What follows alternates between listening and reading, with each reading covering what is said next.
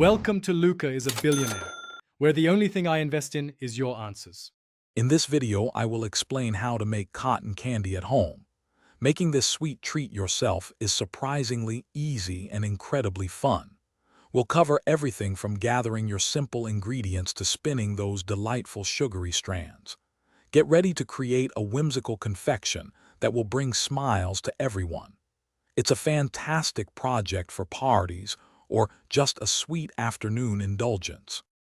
To begin, you'll need just a few basic items. The star ingredient is granulated sugar, about 2 cups for a good batch. For a pop of color, add a few drops of your favorite food coloring.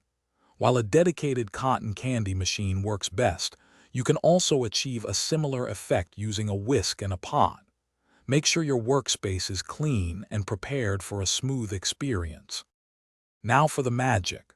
First, heat your sugar until it reaches around 320 degrees Fahrenheit, ensuring it's fully melted. Carefully pour this liquid sugar into your cotton candy machine, or if using the DIY method, drizzle it thinly with a whisk. As the sugar spins, delicate strands will form. Gently collect these airy threads onto a paper cone or stick. Remember to work swiftly as it cools quickly. Here are some final tips to perfect your homemade cotton candy.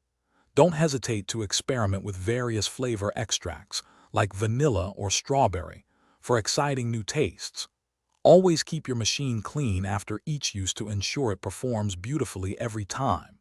If you have any leftovers, store them in an airtight container to maintain freshness. Most importantly, enjoy your delicious, fluffy creation right away for the ultimate experience. Thanks for watching and please subscribe. It's the best investment you'll ever make.